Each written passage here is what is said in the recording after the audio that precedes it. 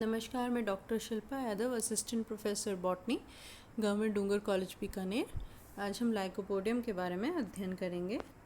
अब तक हम लाइकोपोडियम का क्लासिफिकेशन व इसके पिट्सल द्वारा दो सब जेनरा यूरोस्टेकिया और रफेलोस्टेकिया में डिवीजन के बारे में अध्ययन कर चुके हैं।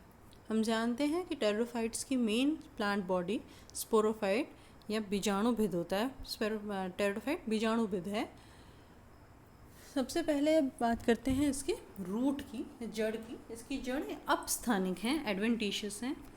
यूरोस्टेकिया, जहाँ पर जो तना है वो उधर व निलंबी है, इरेक्ट और पेंडेंट है, वहाँ पर सिर्फ बेसल पार्ट, आधारीय भाग से जड़ों का उद्भव होता है। जबकि रोपेलोस्टेकिया जो क्रीपिंग और प्रोस्ट्रेट हैं, विसर्पी व शांत तने हैं, वहाँ पर जहाँ जहाँ वो मिट्टी से टच होते हैं, मिट्टी में दबते हैं, वहाँ पर एडवेंटिशियस रूट्स, अपस्थानिक जड़ें एक्रोपीटल सक्सेशन में लगी हुई रहती हैं। जो एडवेंटिशियस रूट्स हैं, अपस्थानिक जड़ें हैं, वो यहाँ पर पेरीसाइकिल परिरंभ से, तने के परिरंभ से विकसित होती हैं, पर कभी कभी ये कॉर्टेक्स से भी विकसित होती हैं और तब इन्हें कॉर्टिकल रूट्स कहते हैं। तने की बात करें, स्तंभ की बात करें, तो जो स्टेम है वो वीक, स्लेंडर और राइजोमेटस है। यूरोस्टेकिया में ये इरेक्ट और पेंडेंट है, मतलब उधर व निलंबी है। इसमें जो शाखाएं हैं वे द्विभाजी शाखित होती हैं, मतलब बार बार दो में विभाजित होती हैं। जबकि रोवेलोस्टेकिया में ये प्रोस्ट्रेट और क्रीपिंग होता है, विसर्पी व श्यान होता है। और इनिशियल डाइकोटोमी, मतलब पहले शुरुआत में डाइकोटोमस, द्विभाजी शाखित होके, और बाद में ये सिर्फ एकलाक्षी या मोनोपोइडियल रहता है। स्टेम और ब्रांचेस, तना और शाखाएं दोनों ही पत्तियों से घिरी हुई होती हैं। यहाँ पत्तियाँ स्मॉल, सिंपल, इलेग्युलेट और सेसाइल हैं। सरल, छोटी, अवृंत और इलेग्युलेट, मतलब लिग्यूल या जिबिका मौजूद नहीं होता। जिबिका कहाँ मौजूद है? सिलेजिनिला में, लाइकोपोडियम में मौजूद नहीं होती। इनका आधारीय भाग चौड़ा और शीर्ष पतला होता है, narrow apex and slightly broad base. Microphyllous है ये, मतलब जो पत्ती है वो यहाँ पर सरल और सिर्फ एक अशाखित मध्य शिरा युक्त होती है। सिंगल अनब्रांच्ड मिडवेन मौजूद होगी तब वो माइक्रोफिलस होगा। फाइलोटेक्सी या पत्तियों का जो अरेंजमेंट है उसकी बात करें तो पत्तियाँ क्लोजली स्पायरल का मतलब है सर्पिल, वर्ल्ड, चक्करदार, अपोजिट डेकुसेट, सम्मुख क्रसित हो सकती हैं। अब हम इसकी एनाटॉमी की बात करते हैं, आंतरिक संरचना की बात करें तो सबसे पहले रूट के बारे में जानते हैं।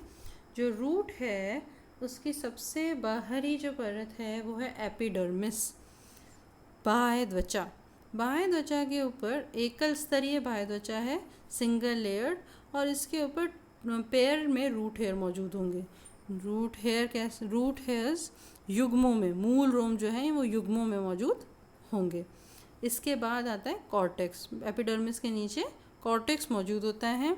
कॉर्टेक्स की बाहरी, आउटर कॉर्टेक्स जो है, बाहरी परत जो है वह दृढ़ीकृत, स्क्लेरिफाइड होती है, जबकि भीतरी कॉर्टेक्स पैरेन्काइमा यानी कि मृदूतक प्रकार की होती हैं। उसके बाद हम बात करते हैं इसके स्टील की, तो यहाँ पर मेटाजाइलम मौजूद है, और मेटाजाइलम के बाद नीचे प्रोटोजाइलम मौजूद है। एक सी शेप आपको बनी हुई दिख रही होगी, ऊपर मेटाजाइलम और यहाँ नीचे की ओर प्रोटोजाइलम, और इस जाइलम के बीच में मौजूद होगा फ्लोएम। तो यह है जो जड़ है, यह मोनार्क हो सकती है, एक आदिदारुक, द्विआदिदारुक हो सकती है, डायार्क, और त्रिआदिदारुक हो सकती है, यानी कि ट्रायआर्क।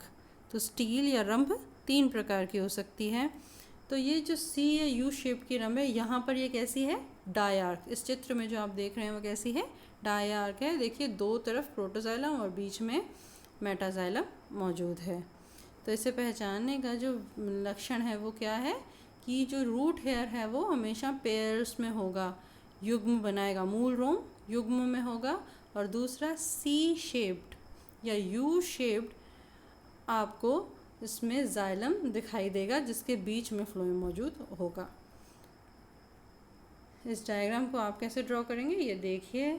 सबसे पहले आपको बताना है पेयर्स ऑफ रूट है, फिर आपको एपिडर्मिस बनानी है बाह्य त्वचा जो कि सिंगल लेयर्ड बनानी है और थिन वॉल्ड बनानी है। फिर आपको बनानी है कॉर्टेक्स जिसका ऊपरी भाग आपने पेरेन्काइमेटस बनाना है, और ऊपर की एक परत जिसमें मैंने नहीं बनाई है पर आपको बनानी है कैसी, स्क्लेरिफाइड।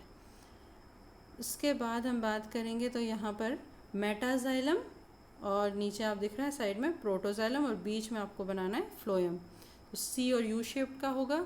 अब ये कैसी अवस्था है, ये एक्सार्क बाह्य आदिदारुक है, क्योंकि प्रोटोजाइलम बाहर की तरफ है और मेटाजाइलम एंडोडर्मिस की तरफ है। एंडोडर्मिस यहाँ मौजूद नहीं है परंतु फिर भी मतलब कॉर्टेक्स की तरफ मौजूद है। डाई आर्क द्विआदिदारुक, क्योंकि दो तरफ प्रोटोजाइलम और बीच में मेटाजाइलम मौजूद है। अब आगे चलें, एनाटॉमी ऑफ स्टेम, स्तंभ की आंतरिक संरचना। स्तंभ भी देखिए, बाहर है एपिडर्मिस, एपिडर्मिस या बाह्य त्वचा, उसके बाद है कॉर्टिकल रीजन, कॉर्टिकल रीजन के बाद इन्होंने बनाया है एंडोडर्मिस और पेरिसाइकिल, और पेरिसाइकिल के बाद इसमें प्लेट रूप में अरेंज्ड मेटाजाइलम, और साइड में है प्रोटोजाइलम, और बीच में मेटाजाइलम जो प्लेट नुमा अरेंज्ड है उसके बीच में आपको दिखाई दे रहा है फ्लोएम। इस चित्र को आप कैसे बनाएंगे यहीं पे समझेंगे, इसको यहाँ समझते हैं इसे। सबसे बाहरी परत आपको बनानी है एपिडर्मिस, बाह्य त्वचा, ठीक है। बाह्य त्वचा जो बनानी है सिंगल लेयर, ये आउटर मोस्ट प्रोटेक्टिव लेयर है। उसके बाद आपको बनाना है कॉर्टेक्स। कॉर्टेक्स 3 भागों में विभाजित है, जो गोल सेल्स बनाकर और उसके बीच साइड्स में आपको छोटे छोटे बिंदु लगाने हैं, तो इसे कहते हैं क्लोरेनकाइमेटस। पेरेन्काइमा का एक प्रकार है क्लोरेनकाइमा, जिसके अंदर क्लोरोफिल मौजूद होगा, तो वो है क्लोरेनकाइमेटस। तो ये हाइपोडर्मिस या आउटर कॉर्टेक्स कैसी है, क्लोरेनकाइमेटस। उसके बाद आपको मिडिल कॉर्टेक्स बनानी है जो कि पेरेन्काइमेटस है, मृदूतक प्रकार के बनानी है।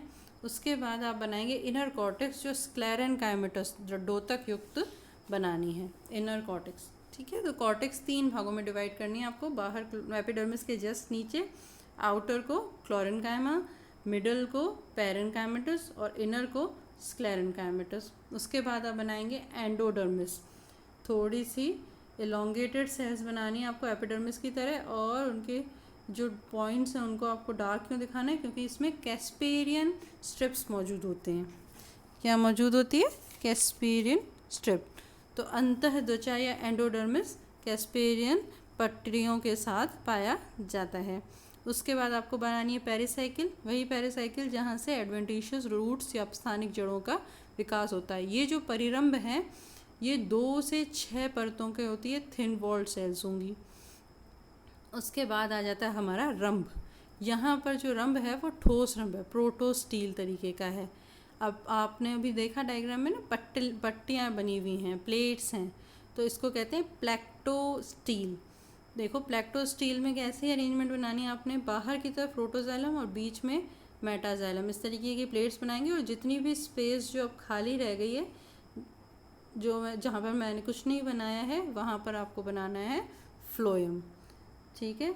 और ये अगली बात, इस ग्लाइकोपोडियम के अंदर जो ठोस रंभ है वो 3 प्रकार का मिलता है, जैसे कि प्लेक्टोस्टील पट्टिल रंभ भी है लाइकोपोडियम क्लेवेटम में, एक्टिनोस्टील लाइकोपोडियम फ्लेगमेरिया में, और मिक्स्ड प्रोटोस्टील लाइकोपोडियम सर्नम में देखने को मिलता है।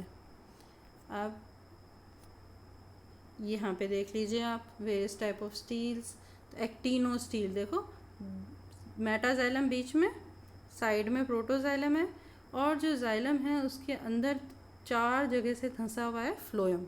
तो स्टार जैसी आकृति, तारे जैसी आकृति बने तब उसको क्या कहते हैं, एक्टिनोस्टील, ठीक है। स्टीलेट नेक्स्ट में आपको दिख रहा है, वो एक्टिनोस्टील को कहीं कहीं पर पूरी तरह तोड़कर फ्लोएम बीच तक पहुंच गया है, पर मेटाजाइलम बीच में और प्रोटोस्टील साइड में ही मौजूद है। उसके बाद आते हैं प्लेक्टोस्टील, जिसका चित्र आपने अभी दोनों बार देखा है स्टेम में। तो प्लेक्टोस्टील्स में क्या हुआ, प्लेट जैसा अरेंजमेंट है, बीच में मेटाजाइलम, साइड में प्रोटोजाइलम, और ये प्लेट्स में टूट के पट्टियाँ बन गई हैं, इन पट्टियों के बीच बीच में फ्लोएम आ गया है। मिक्स्ड प्रोटोस्टील, जाइलम है, बीच में जो जाइलम है मेटाजाइलम है, साइड्स वाला जाइलम प्रोटोजाइलम है, और बहुत छोटे छोटे पीसेस होके और सारे के सारा ऐसा लग रहा है फ्लोएम के बीच में जाइलम मौजूद है। तो ये है मिक्स्ड प्रोटोस्टील।